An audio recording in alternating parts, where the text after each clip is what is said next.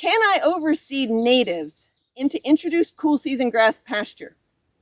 Maybe even without herbicide.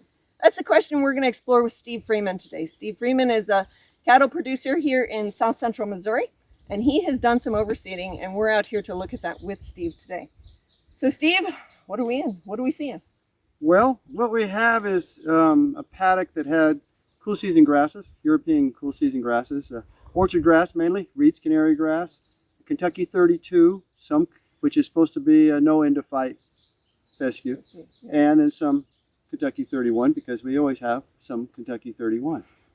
And the idea was to try drilling some switchgrass and eastern gamma grass, which eastern gamma grass, as I've told you, is my first true love. Okay. And in with this to see if we couldn't get it to grow together. And our management on our farm is a little different. We often end up with very long rotations, which seems to help with native grasses competing against cool season European grasses. So we thought we would give it a try. So what you're seeing here is a drilling from the winter of 23-24. Okay, so like that's January of 24, right, this would be the second growing season? Second growing season. Last year we didn't really have enough to even know if we had any or not. I grazed it exactly the way we usually do, the same rotations, which can vary from 45 days to 90 days. Okay. Or more. So you are doing some sort of managed or rotational or whatever you want to call it. You're rotating the livestock, not just throw them out there. The Columbus method, you're not doing the Columbus method where you just come back and try to find them? Yeah. Well, we hope not. Sometimes you do that when they get out. We just hope they end up on the neighbors where we get to find them.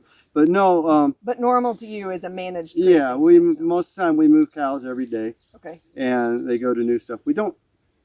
Well, I'll go into that later with the other natives. But so what I want is our diversity is forbs, which we grow. We're kind of known as having a lot of weeds. Our cattle have a very nice palate. They like different weeds. About 90% of what we grow as far as forbs or weeds here, they eat. So it doesn't mean they eat them every time they go through, but they eat them most of the time. But most of those were cool season. The summer annuals, also a big part of this. You know, we do get Johnson grass, which we'll see in here. We get some crabgrass. We're also our favorite native forb is giant ragweed. Okay. We don't have much in this field, but a lot of our paddocks do have giant ragweed, which we use a lot. And to me, eastern gamgrass and giant ragweed is, as my one friend, that would be heaven. But my one friend said that about his pastures is what he'd want in the summertime.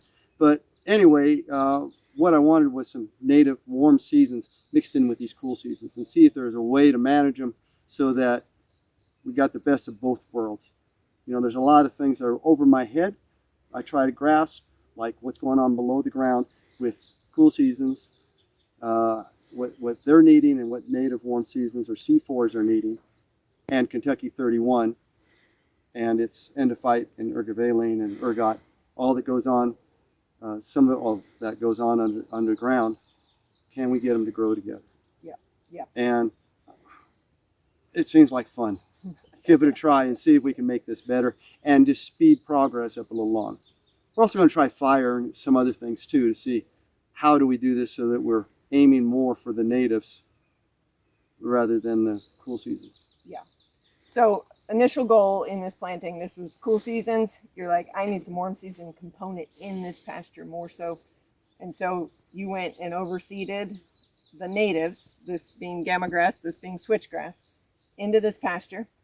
2 growing seasons ago. Mm-hmm. This is the second growing season. How did you go? Did you prepare anything special ahead of time before you planted? How did you plant? That sort of stuff. Might have been wise to, but I didn't. It was just part of our grazing program. Okay. And we had grazed this down, but our down is often 5 or 6 inches. In the winter? In the winter. Okay. To carry over. So no, we just drilled it in.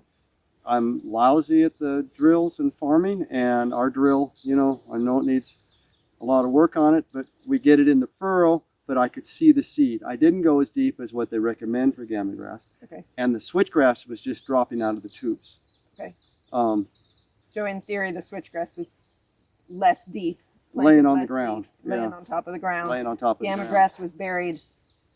Yeah, not even, maybe its depth of its diameter. Yeah. Yeah. And you could see them. You know, our wheels don't always track perfectly. So you could see them. I was happy with it. we did it on 21-inch rows, stuck socks in 2 holes, then did the 3rd hole, 2 socks, the 3rd hole. And so we were looking for 21-inch spacing because we hope over time it fills in instead of trying to get, this wasn't an attempt to have a full stand of eastern gamagrass. It was an attempt to get more diversity and get them part of the components and bring all their benefits, environmentally, from the insects and the bird life to soil life if we can. And that's another big reason we were doing it, was thinking about soil life. We feel like sometimes with European cool season grasses, we hit a flat spot. We don't get a lot deeper with our aggregation. Looking for that deep aggregation of a really healthy soil, and you're like, with the introduced cool seasons, you're just not able to really achieve what you're wanting to see. Can we improve that with the warm season? Yeah, you're saying? Yeah. I mean, just increasing the diversity does some of that, but you also have other, we got forbs and other things in here. You'll see in here we got native thistles, other things that I don't worry about because I'm thinking all of them are doing something down in there. We obviously have a tremendous amount of grass, and we do most of the time. Our cows are usually moving into stuff where we're trampling a lot of grass, or there's plenty there. Yeah. But we don't worry about the forbs too much anymore. But we thought these, especially switchgrass and eastern gamagrass, brought some real big guns to improving soil.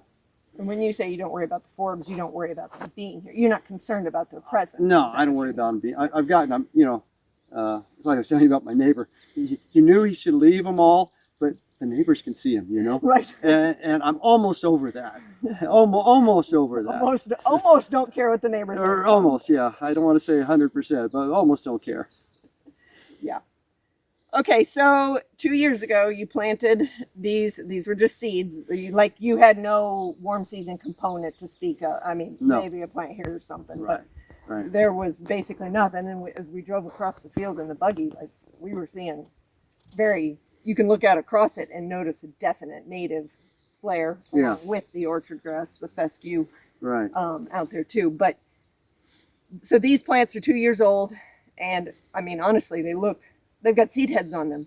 For a 2-year-old plant to have seed heads on it, sometimes you don't get that when you aren't seeding into established pasture. Like, seeding into established pasture is always harder because you've got all of these grasses or plants already growing, competing. Yeah.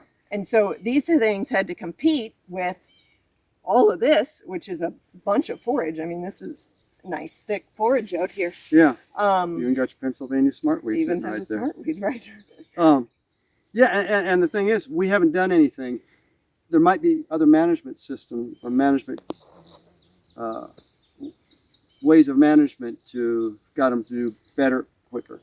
We didn't. We did exactly our typical grazing. The only difference is this field and the one beside it, we grazed it the second time, which we began grazing we grazed in the late winter, but April, we had 10, 12 inches of grass on here, and we came in April 4th and grazed. And then 45 days later, approximately, we came back and we grazed all the rest of this grazing cell. And then I saw this.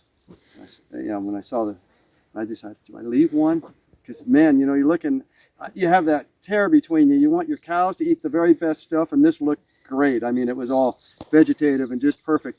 Or do you leave one and just graze one to see the results and see if we learn anything about how to graze these pastures when we get the natives coming up? Because I still have a feeling we don't know a lot about how to do this, and I certainly don't.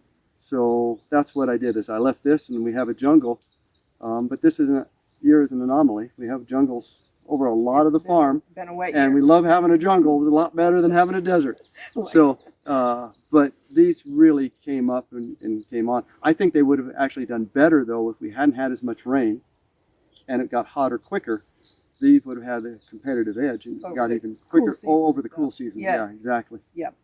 Well, I mean, they're very mature plants, and I think, when I think about grazing, so this you grazed April 4th. This part you did not come back in May and graze. The other part you did, where we're not standing.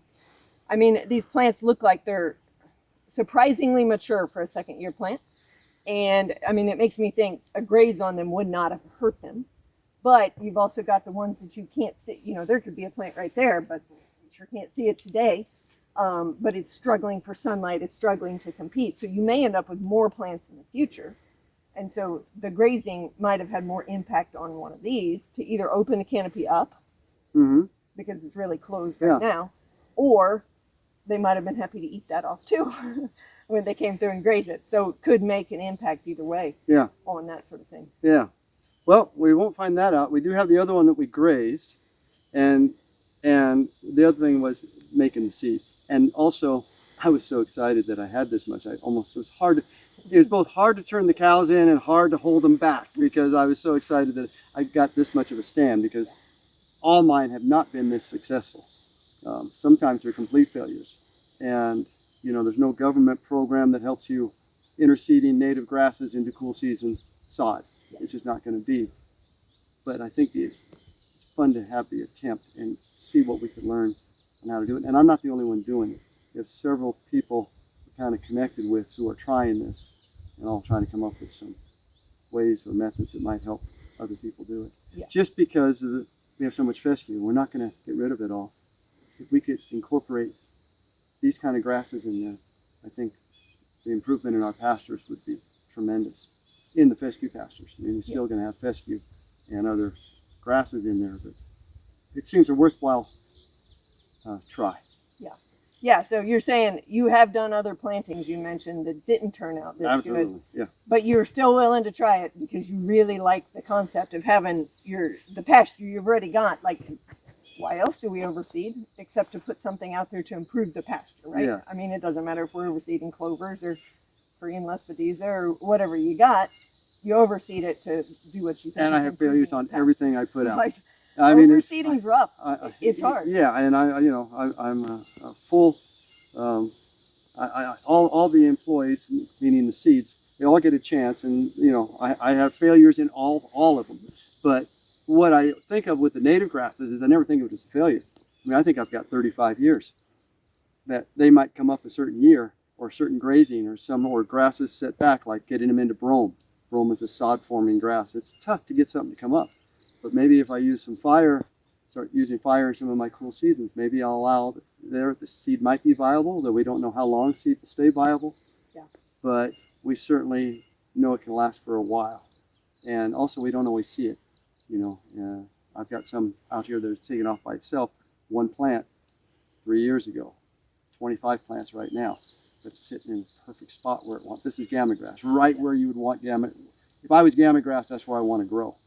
And so, we have that too. But I'm trying to speed the process up. I talked about the geological time versus banker's time.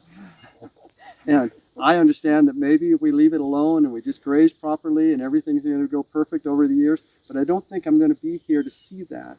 I'm not sure the next person who takes over the farm is going to be here either.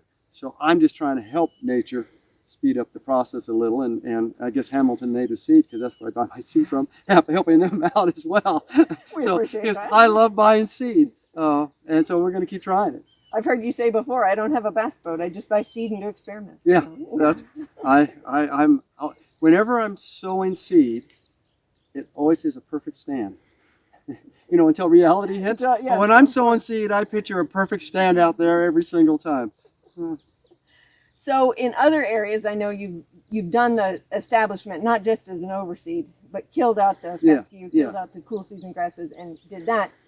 I'm going to guess that you expect a much better stand of the natives in those areas. Right. Because you're doing it up right.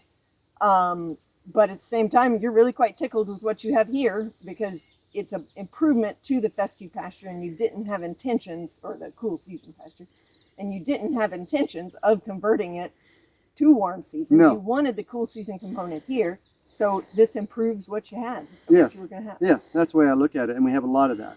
I mean, even if we get up to 40% in native grasses, and we'll have cool season components to that eventually, we hope, as well, I still would want this. This is not going to hinder my cool season production. If anything, it's going to help it. We're going to have more cool season grass. Just from the different grazings and the diversity of C4s constantly putting, live roots down in there during the summer when the cool season grasses are going dormant. Yeah. So I'm excited about this. And the other thing is, I farmed for 30 some years without ever, I didn't know one herbicide from another. I've gotten to know a little bit more about herbicides, more than I wanted to. So and I'm not as good at it. Getting the complete, it's hard to kill living grass. And I'm not the only one who feels that way, but I know that the short-term detriment to my land when I'm using herbicides is more than overcome by long-term native grasses. Yeah. I have no question about that. And so I just have to buck up and do it for a couple of years and then be done, you know? Yeah. And that's the way I feel about it. It will overcome that, whatever damage I've done to the soils, which I'm not sure it does. I don't understand all, you know, I'm not real depth in there, you know, I don't have a lot of depth there. But I do know that we're killing green grass, and that's hard to do. Emotionally. Like oh, it is. It grass. is. Yeah. And but when we do it and we get these stands that come up and they look so beautiful, like the ones we're moving skiers through right now, it feels well worth it. Yeah. Yeah. I'm getting attacked here. So as you've done different overseedings through the years, are there any certain, I mean, this one has worked well. Are there any certain things you've learned that you'd say, do this, don't do that? Or, you know, is it just kind of like, do it, make sure you get it at the right depth and the seed, that is, and hope for the best? Like, what, any words of wisdom? And no, what does Joe say? Wisdom is always chasing age, and it hasn't caught me yet. but no, I don't. To tell you the truth, what I go on is, you know, I always hear that nature loves chaos. So that's me. And so I do try to plan it to some degree, and I plan our grazing, obviously. You know, we think a lot about grazing, how we're going to do things. That's, once we get it up, I feel like we're going to be able to change some things and try some things to enhance the native grasses at the right time, maybe set back the cool seasons a little, and still get all the full benefits of the cool seasons when they're supposed to be there. I can sure see other people have done that and copying what they're doing and maybe adding some of our own on our own place, you know, that's inherent to this farm. We'll try, and I think we can do it. But as far as planting goes, I am not the man to ask. I put it on there, I start dreaming about how pretty it's going to be, and I sow my seed. I try to do it at the right time when they tell me to. Okay. As far as this kind of planting, you know, Eastern gamma grass needs to be planted when it's going to freeze and thaw. Right. And you know, November through January is a lovely time on the farm. You always have more time at that period. You know, the cows are on grass and they're grazing and everything's kind of, the days are short, but it's a good time to get out in the field if it's dry and plant things. And there isn't too much you plant in November, December, and January. So if I can plant Eastern gamma grass during that time, I'm a pretty happy guy. Yeah. So get it planted at the right time, get it drilled at the right depth, which is different for the gamma than it is for the switchgrass. Right. But other than that, just long rotations probably. That you is, do think that's crucial? Yeah, I think it is. It is for a lot of things, but and it's not like we think we're going to do long rotations all the time. We vary them. I mean, in the spring we're going to come back around. Yeah. And I think we can do it without harming the native grasses, the warm seasons, as long as we don't take much more than that. Well, you know, you do that all the time. Take that off the top. It's amazing how fast that grows back. Yeah. You know, so if you don't. But if you want to take it off down to here, it doesn't go down so you know, I think they talk to the top of the boot, and I think that's a little, not sure, but it might be a little low, because what we're seeing is we stay up around the knee, which works out, and stay up around the knee, it seems to come back pretty fast. Yeah. And so you know, but we're not going to graze it in the ground for sure. So what I'm saying, but then we come off of that and we slow down and everything starts slowing down. Our farm is set up on a flexible stocking rate. Okay. So July to August somewhere, we lose 30 to 40% of our inventory goes to protect the core herd, which is main enterprise, which is the cow-calves. Steve, as we walk around here, I'm really impressed. Like, there is a lot of plants. There's even one that has been knocked down here. There's a lot of plants. Here's another one. Both switchgrass and gamma grass in this little spot. I mean, it's not quite what I would consider a full stand of warm seasons in this spot, but it's close, and you're managing to do cool season grass. Like, I can see a bunch of cool season grass down here in the sub canopy, which it doesn't need sunlight right now anyway. This is not its time to be doing anything. It's just happy to be in the shade. Yeah, that's right. It's going to be going dormant before long. Yes. And like I said, this is one that we skipped, so it all made seed head and went on. But when we did, we're going to look at another one, I think. When we grazed the one, they cut it all off at the cool seasons were as tall as the Eastern Gamma in the spring. So when we grazed it, they took it all down at the same height. Yeah. I mean, it looked like I knew what I was doing, and I wasn't sure how they did that, but they ate it down to all about the 8 to 10 inches, and then we just moved it. So that was pretty nice. But yeah, the density in here is pretty good. It'll be interesting grazing in here. We probably won't be back in here for a while. We might come and just graze this field.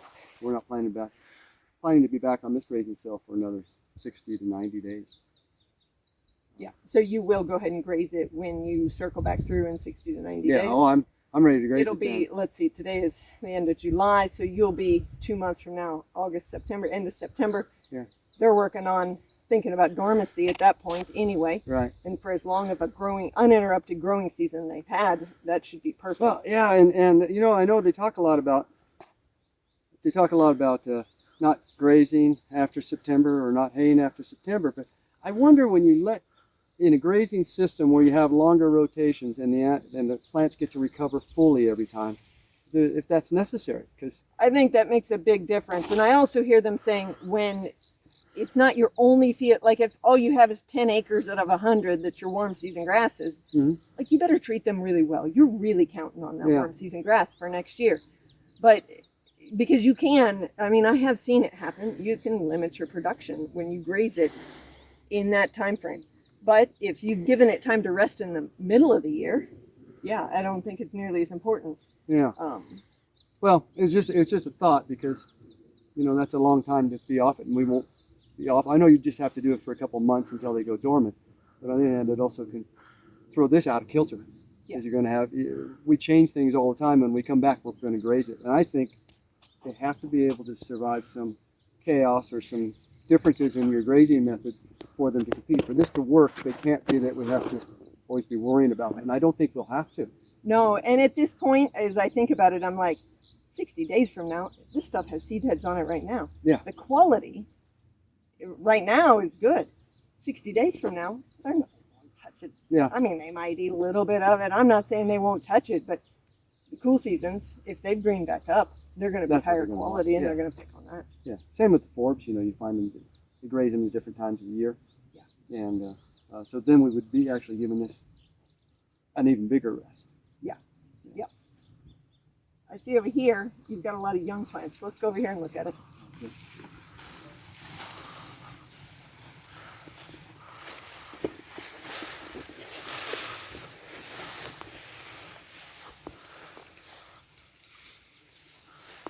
So here I can tell, see its little seed head? You're going to have a switchgrass pop up here. This one's not nearly as mature, and it does have like 3 stems. The cool season grass growth here is incredibly heavier compared to some of the other spots. Yeah.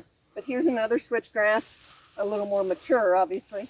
But if you get down and dig around down here, there's like more plants coming, but boy, is it hard to see. We just had a big wind, big rain, so some of this is all lodged, but this is all switchgrass in here. I wonder if I added to the seed box right here. Got a lot of switchgrass coming right up here. And on the other hand, which is coincidental maybe, but this is where it's heaviest in Kentucky 31 fescue. You're talking about that. You see the wide blades on this? It's doing extremely well right here. Don't see as much gamma, but boy, we sure see the switchgrass. So a conversation that we were having earlier was about the Kentucky 31 fescue, and there's a lot we don't know, but you brought up the point that does that Kentucky 31 has that endophyte in it, producing those toxins. It does not, it's not as friendly to the mycorrhizal fungi. Right. These native grasses, I was going to point to one, but there we go. The native grasses really, they love an association with those fungi. The fungi go out in the soil, of course, and you get a lot of moisture and nutrients for the plant. The plant feeds the fungus. But that endophyte in the fescue evidently inhibits some of the mycorrhizal fungi. So is that part of the reason that you don't have as good, since you do have more fescue here, is that why you have less natives coming in? But you still have some. Yeah. Don't get me wrong. And there is some, real research on that, the interference with the mycorrhiza from the endophyte in fescue. And, most plants have that relationship with mycorrhizas, not their own endophytes, though others do too. And it'd be nice if you could get that endophyte to protect the native grasses. Except then they'd be toxic. It's like a mama bear, with one cub. It doesn't let anything hurt its baby. But I love seeing the switchgrass in among the fescue. That's really encouraging. And good management this year on these young plants will really help to mature them next year. Yeah. Which on a lot of plantings, if there's a lot of weed pressure, like I know I've said this before, but I'm really impressed the fact that this is the second year planting and you've got all these seed heads. That's impressive. Because a lot of times we say the first 2 years, there's a joke. You just should do your planting, go on vacation to Hawaii for 3 years, come back and see if it's a success. And so, don't count on success that first and second year, but you've got second year success. Yeah. And nice. I use that too. It's just that I'm old and I have a poor memory. So I forget where I planted it, Then come back, wow, where did that come from? Oh. But anyway, I'm really happy with this. This is what I was hoping for. I imagine it could be thicker to some people's eyes, and I know it's woolly and such, but this gave me hope that I keep trying and keep going. Because this is almost exactly what I want. I mean, even the ratio that's out here now is very acceptable to me. This makes a difference. I can plan grazing around these natives, whereas most of the time when we wait for them, just through proper grazing, we get one here, one over here. But we don't plan our whole grazing in that cell around those plants. One plant per 10 acres. Yeah, we can't do it. So here we can, do some things management-wise to help enhance them and get them thicker, and still keep that cool season component, which is real important to the, profit on our farm. Yeah. We are in an area that we can winter cattle really cheap if we can grow enough cool season grasses. Right. And stockpile them for winter. Well, Steve, it's been a joy to be out here today, and I appreciate you sharing this with us. If you have any more questions about how to do overseedings, want some thoughts, some timelines, some suggestions, or want a timeline to do it from scratch and do the herbicide method, any of those are options. Check out our website at hamiltonnativeoutpost.com. We at Hamilton Native Outpost make these videos to share the unique knowledge that we have gained from over 40 years of working with native plants as we raise and sell native grass and wildflower seeds. If you found this video helpful, we need your help to get the message out. Please subscribe, share, like, and comment. It helps others to find us. Thank you.